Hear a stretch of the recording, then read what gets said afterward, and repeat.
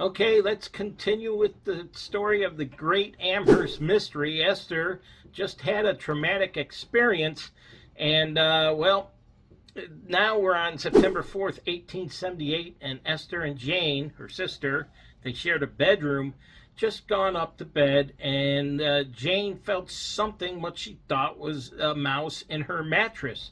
Obviously, the girls were frightened. They jumped up and lit a lamp. They searched for the mouse, but couldn't find anything. Well, later that night, the sisters heard rustling beneath the bed and determined it was coming from a cardboard box and, filled with patchwork.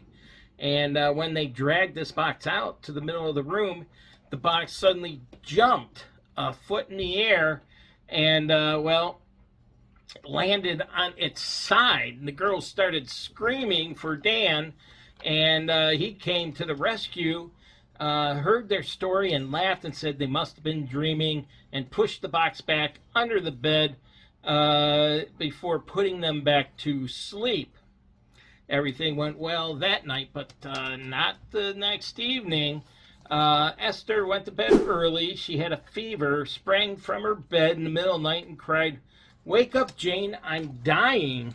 And Jane woke up and lit the lamp, and to her horror found her sister's face. Her face was blood red, her eyes bulging in terror as she trembled in her nightgown. Jane called for assistance from Dan, and Olive came with him. Pretty much the whole family, the brother William and Dan's brother John. They didn't know what to do, so they put her back into bed and covered her, but all the color drained from Esther's voice, or face, excuse me, and then in a choking voice, Esther declared, "I'm swelling up, and I shall certainly bust, I know I shall."